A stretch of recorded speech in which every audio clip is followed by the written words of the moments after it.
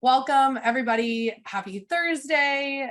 Thank you for joining us today on this webinar where we are going to cover our due diligence process. So the process we go through when evaluating assets. Now, to kick it off, we are 70 and CWS Investments. We run a mortgage note fund that invests in first position performing and non-performing mortgage notes, which are secured by single family homes throughout the US. We've done over 500 deals and are currently raising capital for our Regulation A plus offering that has a minimum investment of $2,500 with bonus shares starting at a $25,000 investment. And we are offering 8 to 10% annually paid as monthly dividends. So you can see we put the terms up there because we get a lot of questions in the chat about the terms. So they are right there for you guys to all see. But I really want to spend the first 20 minutes or so just talking about our due diligence process. As someone who's speaking with investors, potential investors on the phone or via email, I am often asked, well, how do you decide which assets you're going to purchase? What does that process look like? Because, most people who have invested in some sort of fund or syndication, typically there's an asset that's already been, kind of bookmarked. This is what they're raising capital for. With our fund, it's a little bit different. So we're going to talk about kind of the 5 different steps in the due diligence process. And I will let Chris kind of kick it off with the first aspect which is like sourcing and the relationships and where do you find these assets and, how do we know that the inventory is there? So Chris. Thank you, Lauren. And we talk about the relationships and sourcing. Just want to start out by saying we've been in this space for 6+ years.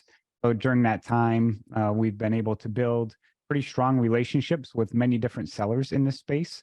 And we continue, as we grow as a company, to grow our list of other funds, other sellers, and other buyers of loans to grow that list.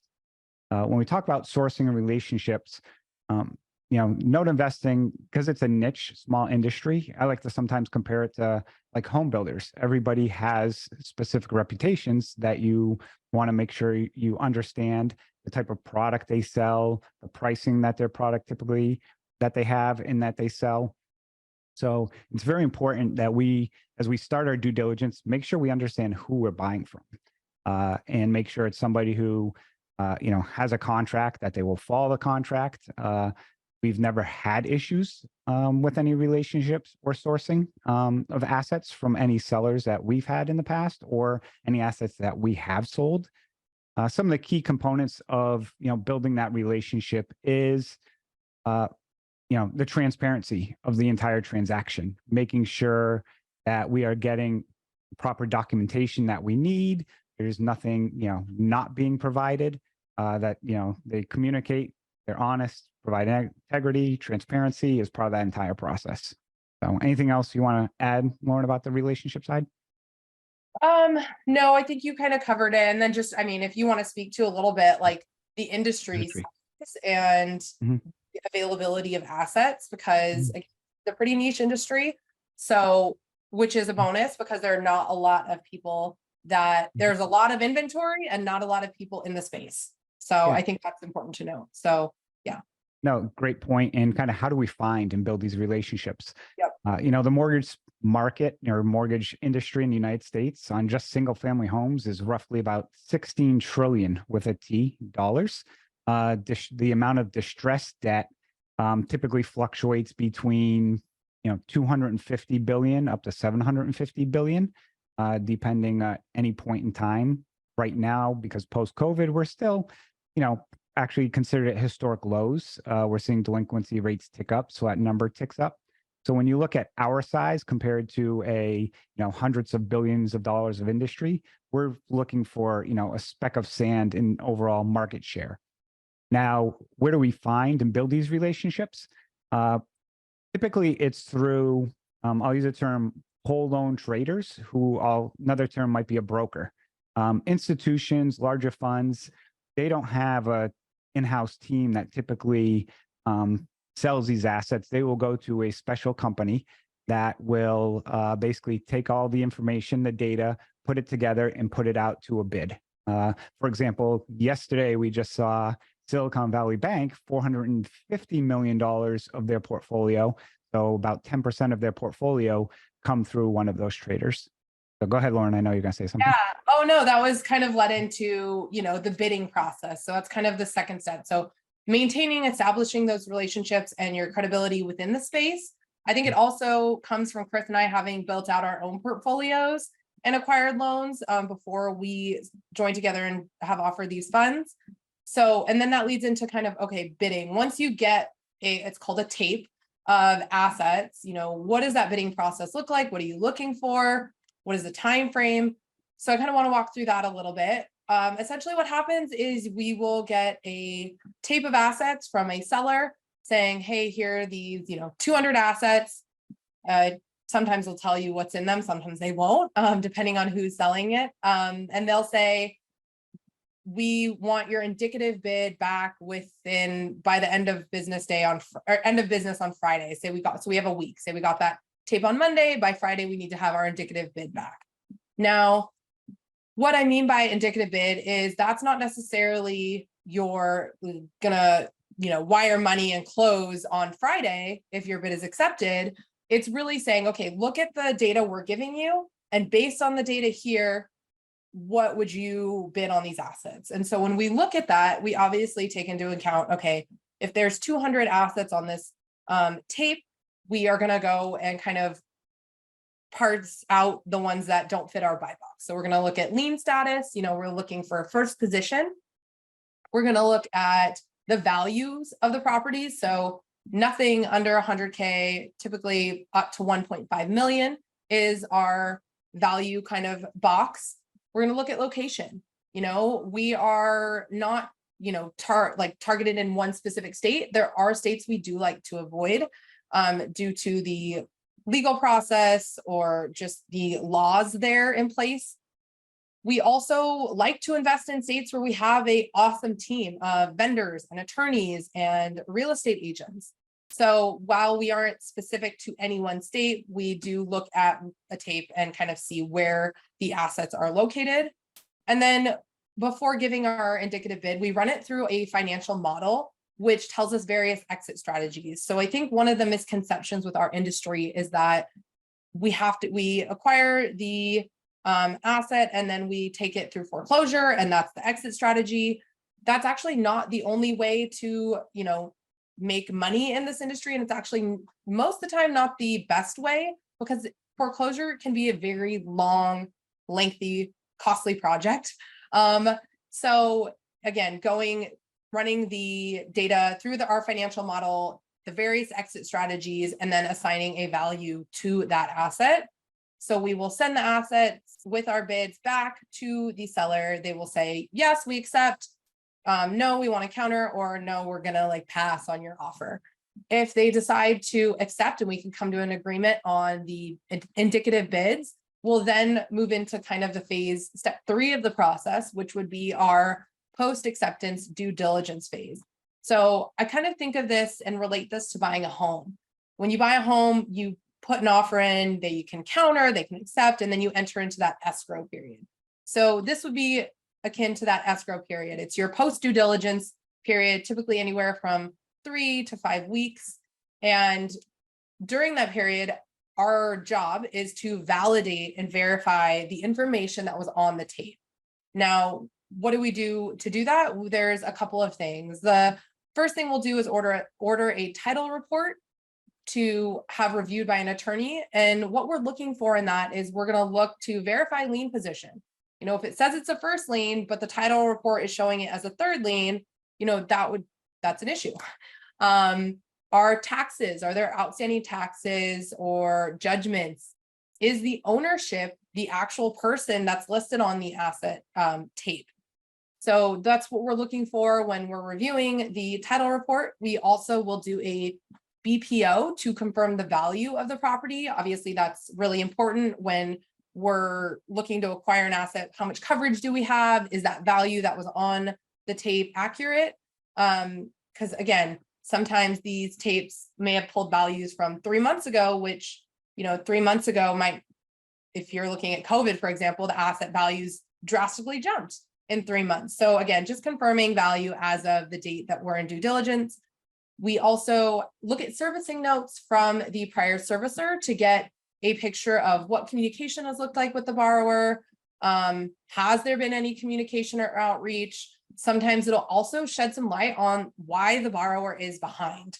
Did they have a medical issue come up? Did they, lose their job? It gives us a little insight into what's going on with the specific loan. And then we, again, skip trace the borrower to find out more information about who we'd be working with if we were to acquire that loan. From there, we then go back to the seller and say, you know what, everything except for these 5 loans checks out. The values were a little off, or we found, there was some additional issues that we cannot rectify.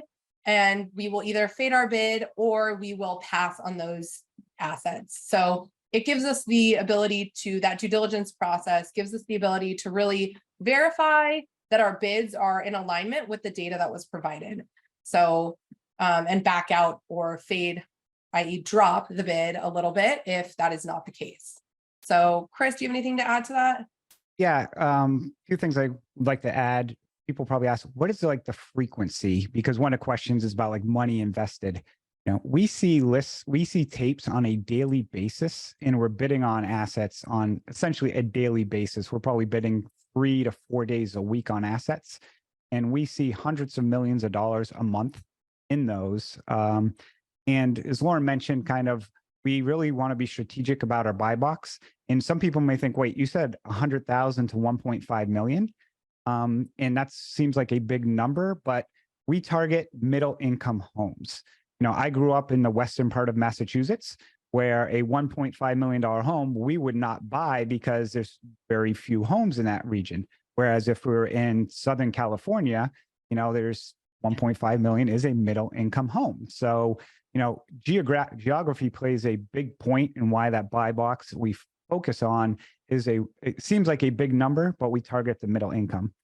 And the other thing you mentioned about kind of the due diligence, we're finishing up due diligence right now and kind of some of the things we look for.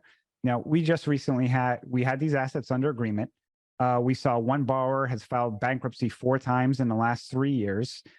So that person knows, bankruptcy pretty well. It's not something, we're going to want to go toe to toe with them on. So we passed on that asset. Another asset was on the tape listed as about $150,000 value. Once we had somebody put eyes on that property, the value was between 50 and 60,000. So again, one that we would pass on. And then another on title report, it was supposed to be a first position lien, and we get the title report back, and it wasn't a first position. It was in a second position lien. So again, we see, certain things like this. This is all very critical and important as part of doing our due diligence. Anything else you want to add? No, I think we kind of covered that. And then the onboarding process. So what happens once we close on some assets? Chris, you want to talk about what happens next? Like, where do these loans kind of sit, I guess you could say, and what does that process look like? And why do they sit where they sit? Yeah, so people ask a lot, do we speak directly with the borrowers? And the typical answer is no, we hire a licensed servicing company that collects the payments. For example, most of us, may have a mortgage. We write a check to a company that's typically a servicing company who we're writing that check to. So we use them because they're licensed. They, know the rules or regulations for sending out statements, all the communication with the borrowers. So that's the first line of defense to get the loan into their system, which, it's still a lot of management that we produce during this time because we want to make sure all the loans made its way over. If we're buying 20 loans, we want to make sure they moved 20 loans over and not 18, where the other 2. We want to make sure the amounts. We've had loans where after we've closed, the borrower may have made a $10,000 payment. We've had to go back and, basically say, hey, this payment came in after the closing, but it was mailed to the prior owner of the note, but we'd have to get that money.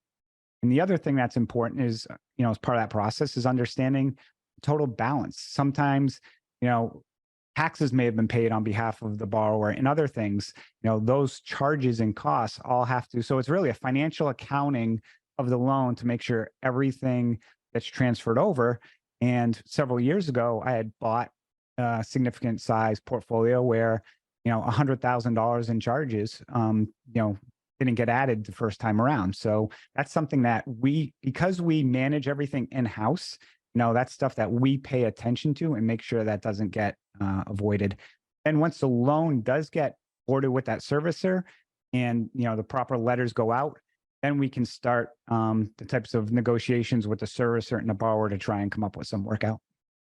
And that kind of speaks to the management. So there's the onboarding process. So making sure all of the information boarded by the servicer is accurate and in alignment with kind of any additional, like Chris said, funds that have been paid, being assigned, and the balance is correct, the terms are correct. Now, that leads into step kind of 5, which is the management of the asset. So like Chris mentioned, we aren't speaking directly. Our asset management team is not speaking directly with the borrowers. We do have that licensed servicer who is acting as the kind of communication between us. And we'll, for example, if we are going to do some kind of modification or workout, we'll be the one to reach out and collect the financial packet that is required in order for us to say, okay, these are the options we're able to provide you. But I want Chris, like, if you could speak to how often we are looking at each asset, not only from a, where is this in the process, but also, something that I think isn't spoken a lot about is we are evaluating assets, frequently, not only for where is this at, but also for, okay, should we sell this asset? Mhm. Like, are we not going to make money as quickly as we want? And I think that's something that's really important. So it's not just about pushing all these assets through and turning them, but also evaluating when it's time to sell something because it doesn't make sense. So, and when we manage the asset, kind of there's 2 components that we'll talk about. There's management, and our asset management staff is, looking at the loans at a minimum of once per month. And when I say that, if the loan is performing, we confirm that the payments are coming in. There's not much more you can do. On the non-performing ones, there's constantly, on a weekly basis, reaching out to the servicer, or the servicer keeps what's called a conversation log, which is a diary of the phone calls they made, transcripts of the conversation, so we can see how things are going, so we can evaluate and make a decision based off of that. So that's the component with the borrower and the loan. We also send people out to the property at a minimum twice per year to look at the property, make sure it's still occupied, make sure there's nothing that jumps out at us that potentially may need an insurance claim. So that's another step of that process. And the other component with asset management, like you mentioned, is constantly running these through financial models to see the type of exit, and is now an appropriate time to exit this asset. And we also run that in conjunction with our in-house accountant, who, following GAAP standards and, the audits that we have to provide, we what's called mark to market our assets. And, people today, again, most people know what's happened to Silicon Valley Bank. They had bonds at 2%, and they consider those hold to maturity. So they're saying this $100,000 bond is still worth $100,000, even though if they had to go sell it, they would only get $60,000 for it. If we have a loan that we paid $100,000 for, and it gets devalued to 60,000, that goes on our balance sheet and books. So we're constantly monitoring, it from our asset management side and our accounting side, are constantly, again, going through and managing these assets. And I think something else that's important to know is that our asset management is done in-house.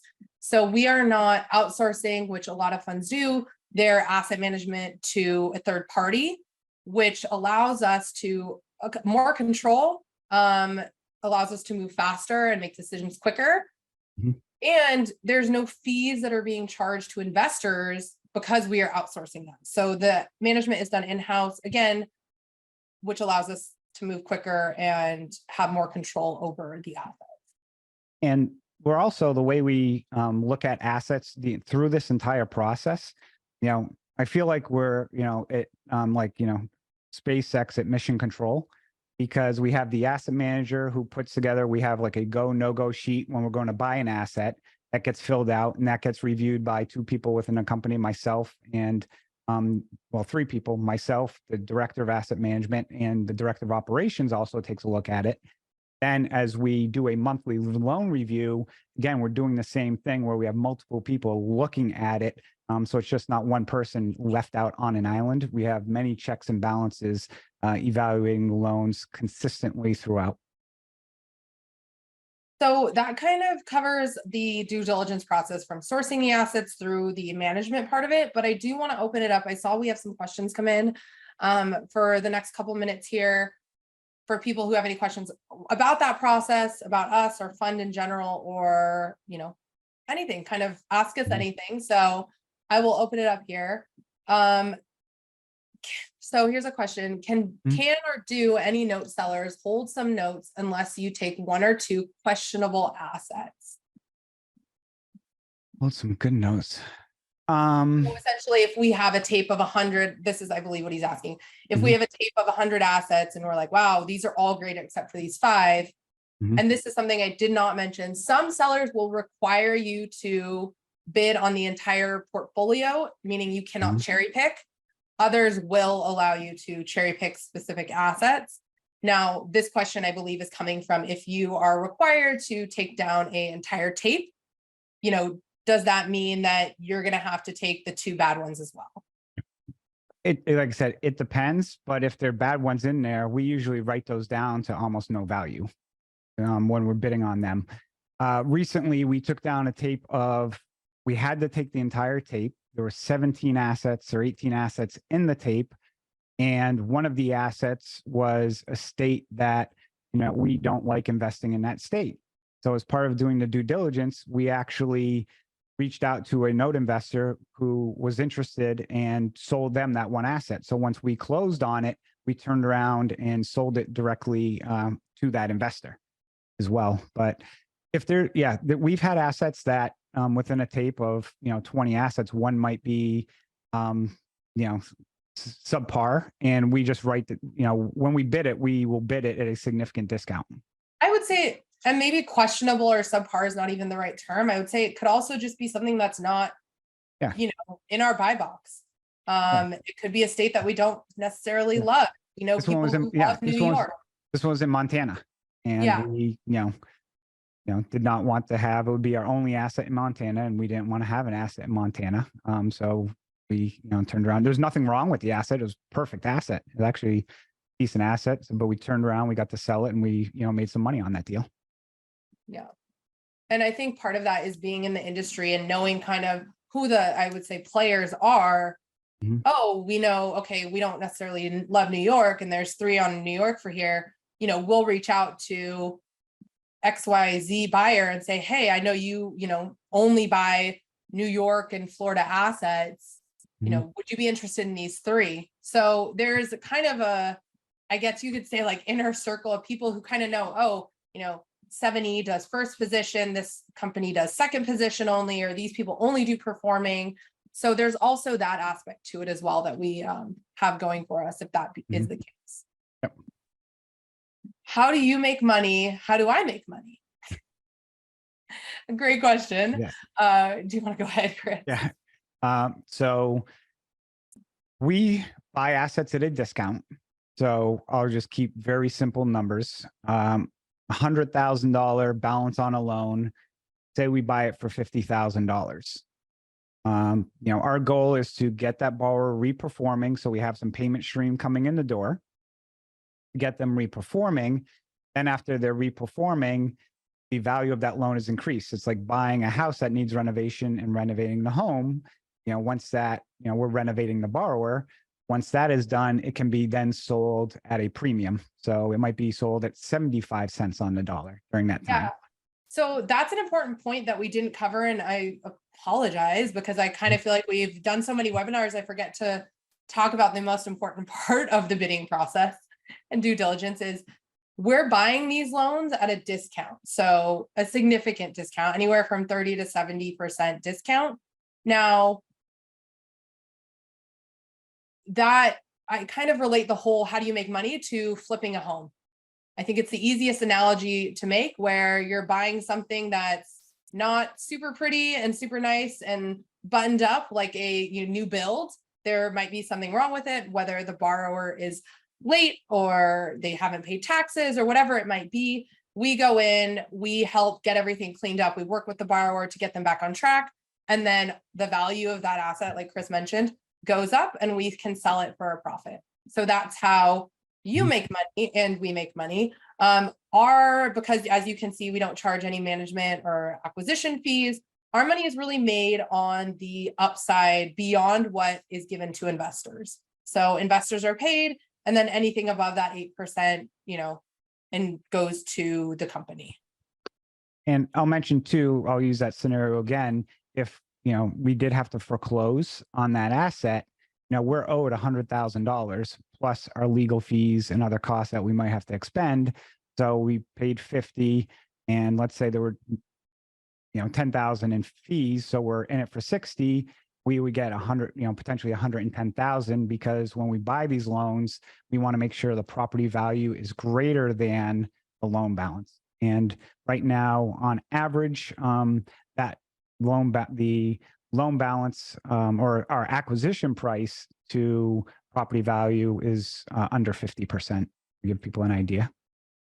And we don't take leverage on the loans. So I just kind of want to mention that too, because I know people asked about investments lose money and how is it protected. So do you sometimes have to purchase a tape or list of potential assets before you start cherry picking the notes you want? No. If the seller is requiring a whole tape bid, even within that, we would already have cherry picked the ones that we were going to keep. That isn't actually what and Chris, you can speak to this as well. I haven't seen as much of that lately. There's been a lot of cherry picking allowed. Mm-hmm. So essentially we are cherry picking and only placing bids on those specific assets and ignoring the rest. So we would be purchasing just those. Yeah, I'd say 90% of the time we're allowed to cherry pick. Awesome. Who do you use for your servicer? Madison Management Services out of Reno, Nevada is one of our servicers, and BiFi Loan Servicing out of Georgia is another one of our servicers. Do you provide tapes to outside investors to purchase your assets? Well, yes, we liquidate our assets, and we liquidate them through, several means, through, other whole loan traders, potential websites. We'll put, other servicing companies also will put loans out for sale. So we'll put it out through a myriad of ways to try and get the assets out to the most people available to take a look at and bid on them. Is this the first time you have offered participation from the public? When did this issue start? I'm assuming, when did we start raising capital? So this is not the first fund that we have offered. This is the first Regulation A offering. The primary difference between our previous offerings and this offering is it is open to anyone accredited or non-accredited, whereas our past funds were only for accredited investors. So we've had 5 previous offerings go full cycle and have delivered an average weighted IRR of 14.5% to our investors. This fund specifically was qualified by the SEC on July 13th, 2022. Yes, 2022 is last year. And if you're not familiar with Regulation A, it's a lot of it different. You actually have to go through a qualification process with the SEC, whereas with the Regulation D, you are, filing a form and kind of going on your way. The SEC is aware, but does not have to kind of give it stamp of approval, so to speak. It's an exemption, the form of exemption from having to file it with the SEC to get qualified for the securities. What else? How long have you been in business? Average return over the past 5 years? Is the money invested FDIC insured? So kind of answered this, but I'll answer that last question. The money is not FDIC insured. We've been in business for 6+ years, and the average annual return over the past, I would say, 5 funds that have gone full cycle is 14.5%. Yeah. I just want to add to that we're not a bank. So this isn't like a mutual fund. We're a private company. Just like other private companies, like a REIT or any other type of entity like that, does not provide any type of FDI insurance. So this is not anything out of the ordinary by not having.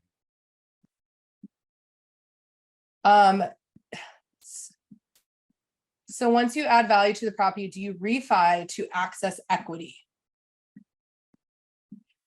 So we're not, when I gave that, I think that's because I gave the example of flipping a house in comparison to how we make money. Mhm. So we are not adding value to the property. So we are purchasing the notes that are secured by the single family homes. So we essentially are adding value to the note by getting a borrower who, for example, say, lost their job, fell behind on payments, couldn't catch up because they were dealing with a huge bank that doesn't have essentially any flexibility or communicate in a one-on-one fashion with their borrowers.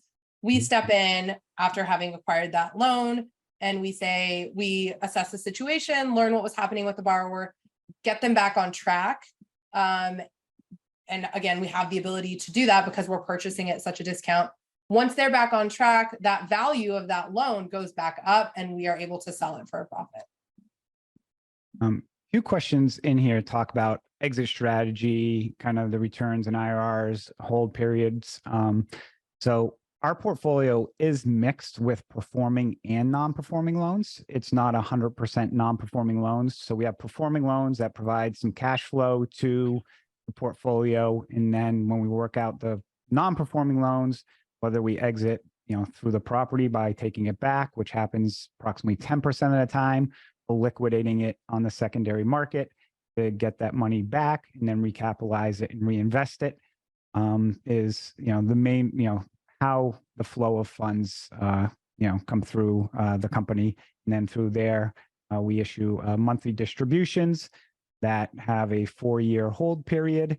And at the end of 4 years, you get to redeem your shares at the $10 per share. And then if you have bonus shares that were given to you based on the investment, you also get to redeem those values as well. Let me see. Is investment return from this fund capped at 8%? It starts at 8% depending on the investment that's out there, and then we do have the ability, if the fund does overperform, to provide additional distributions to the investors. That's not something we can promise at this point in time, but if the fund does overperform, it's something that we have the ability to do. And that 8%, again, nothing is ever guaranteed. Anything I feel like that's important to know. Like someone asked about FDIC insured earlier. We, since the launch of this fund, have paid 8%, and that is what we are offering. We have not missed a distribution or lost an investor's principal in any of our prior funds or this fund. However, as we will have to say is, past performance is not indicative of future success. And then the 8% is, like Chris said, where we start based on your investment amount. It's anywhere from 8 to 10%. You want to discuss the bonus shares briefly, Lauren, because I see a few questions up there about that at the end.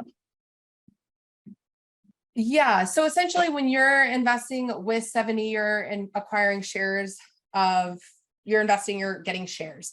Bonus shares essentially are additional free shares valued at $10 a share that you're adding to your investment. So when I say, bonus shares start at $25,000, if you are to invest $25,000, you're actually going to also get 100 additional bonus shares. And those bonus shares at $100 are worth 1,000 or 100. Sorry, 100 shares at $10 a share would be an additional $1,000 added to your annual return. So you're actually going to get that 8% on 26,000, not 25. And as Chris mentioned, at the end of the 4 years, you're going to then be able to redeem not only your 25, but also you'll be able to redeem the additional bonus shares of 1,000.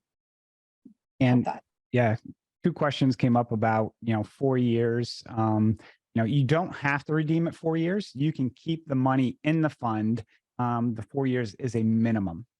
So if you want to keep it 5, 6, 7 years, or, as long as the company continues to operate, you're more than, there's no time frame in regards to that. And then the investor's principal, gets repaid, if they want to redeem at the end of that 4 years time period, we'll have money we'll have the income coming in from the loans that we can then provide back to the investors. How does mortgage, this is a good question that, how does mortgage interest rate cycle impact fund performance? What macroeconomic trends and events could impact fund performance? Okay. Because we are not, a traditional origination lender, where we're writing loans, for example, companies that were writing loans in 2021 at 3% and now have them at their books, and they were writing a $100,000 loan for $100,000, they are very at risk for interest rate creep. For us, the interest rates, really are not correlated to our returns because we are discounting the loan based off of, one of the factors is the interest rate.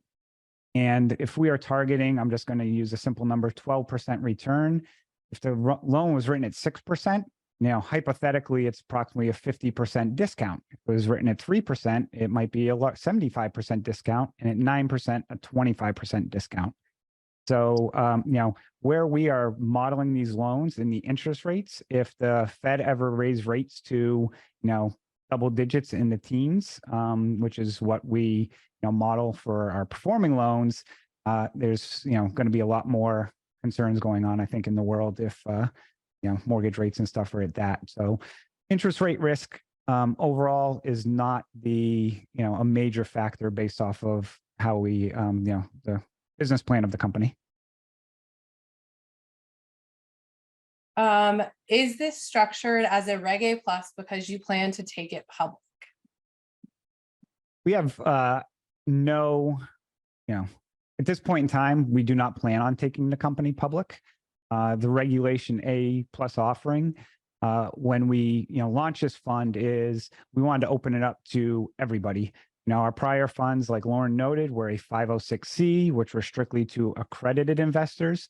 And we wanted to do Regulation A because, throughout our past, there have been a lot of interest from people who wanted to invest in the offering, but, did not meet the quote unquote accredited status. So question came in if I make an initial investment of 5,000 over the 4 years, can I add to that? Or do I need to open a new investment? This is a great question. You are not opening a new investment, you would add to it. So you would have a separate lockup period. So if you invested 5,000 today and 5,000 next January, your 4 years starts from the date of that investment. So, but you're getting one distribution check every month. The other thing to consider is if you add, say, for the purpose of bonus shares, if you invested 15,000 and then added 10,000 a few months from now, you would not be eligible for bonus shares. So every investment is looked at as unique for the purpose of bonus shares, not cumulative. So just want to clarify that. You want to answer a question about how is income taxed? Yeah. So how is income taxed? So like I mentioned, we are paying dividends monthly. So it's 8% annually paid in monthly dividends. Now, please, everyone's situation is unique. So definitely speak with your CPA or consult, a tax professional, but the income is taxed as these are considered qualified dividends. So now what that means is they are not in the same tax as ordinary income. So it would be taxed as qualified dividends, which is long-term capital gains. Now, again, The rate is something that you will have to discuss with your tax professional. Unlike other note funds that I have seen, typically interest income is considered ordinary income. So if you went and lent somebody $50,000 as a private investor and collected that interest, that would typically be taxed at ordinary income. We structured this as a C corporation where you are buying shares into the company, and you will get issued a 1099 dividend, which occurs at the end of January versus getting what I call the dreaded K1s. So another point that was brought up, and then someone asked a question about it, self-directed IRAs. So I'd say about 40% of our investors actually invest with their self-directed IRA. Now, what I mean by that is you need to have a self-directed IRA with a custodian that allows you to self-direct into a private offering. So some of those would be Quest, Strata, UDirect, IRA Financial. If this is something that you're interested in, feel free to email me or my team on the side and we can get you introduced. Typically, brokerages like Schwab, Fidelity will not allow you to self-direct into private offerings. So one question was asked is all the money invested? As the money gets raised and comes in the door every month, we are consistently getting that money out the door in a timely fashion. So typically the closing process from bid to close is similar to a real estate transaction, might be 30 to 45 days. So like we mentioned earlier, we're seeing tapes on a daily basis, getting bids accepted on a daily basis. Right now, for example, the next probably Monday or Tuesday, we're going to be closing on, close to $1 million in assets that we've been in due diligence on for the past 2 weeks. Hope that answered that question.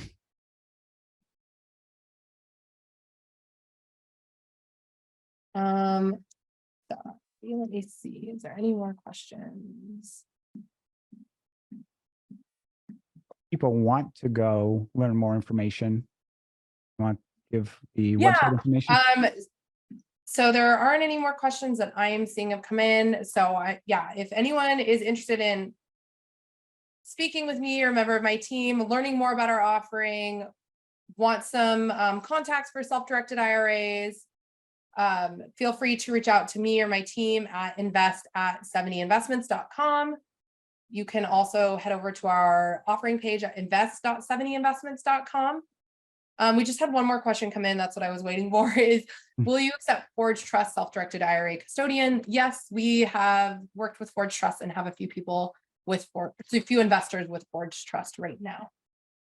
Yeah, so most self-directed IRAs that people have used to invest in real estate allow to invest in the fund. Others, Mid-Atlantic Equity Trust, Advanta, those are some of the other ones that we had. And one thing I'll mention about the self-directed IRAs, and again, speak to your custodian, but because of the C Corp structure, that usually is a blocker that avoids UBIT, UDFI, that you may be exposed to in other types of offering, especially offerings that take on leverage, which again, as Laura and I mentioned from the outset, that's one thing I think that's unique about, having a mortgage note fund is we're not taking on leverage within the offering.